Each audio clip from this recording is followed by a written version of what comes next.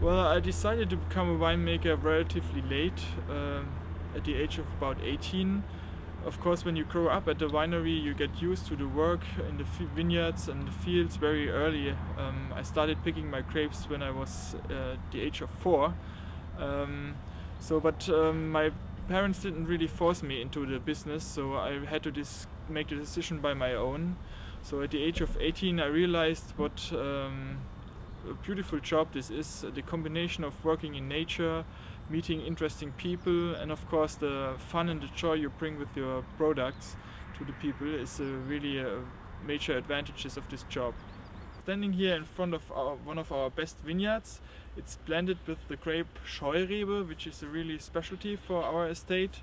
We have 60 years of history, and we fall in love really with this exotic grape that produces an outstanding character.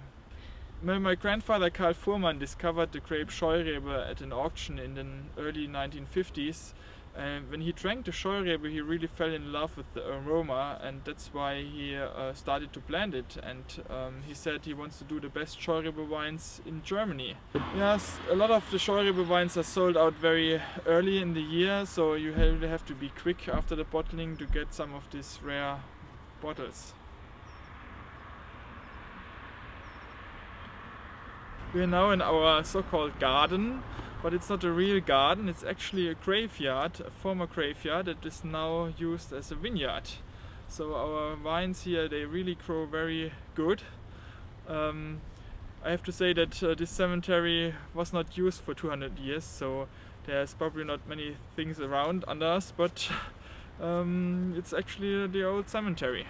Yes, this was of course always this church was standing in the middle of the cemetery. It was torn down to plant a new, bigger church, but it was in heavy use for many centuries. Yes, I did a couple of stages abroad. I was interested in seeing the winemaking in Bordeaux, so I spent a vintage there in Pessac-Léognan.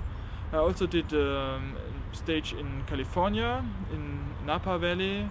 And I worked half a year as a winemaker in Australia to see the modern way of winemaking.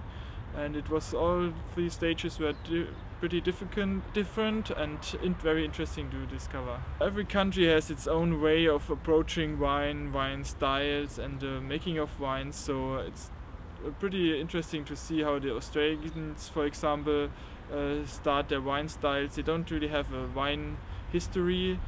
It's only going back about 50-60 years, so they really start to discover their soils and their climates, and they kind of copy different styles from around the world there, so it's a different point of view.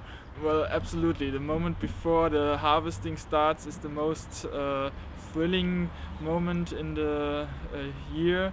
It's you get excited about the quality, about the ripeness. You really want to start, but sometimes you have to hold back a little bit longer until the grapes are really ripe enough to pick them.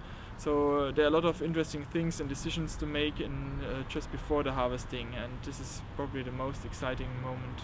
This is a Riesling from a famous vineyard called Spielberg. It's a 50-year-old Riesling that is lying in our treasury chamber. Should be right to drink now, I guess. This special vintage I didn't taste for a while, but some of them are really great discoveries, even after 50 years of age. Well, this is for special occasions, because we only have single bottles from these wines left. And sometimes from years that we have bigger quantities, we try to take them for wine dinners.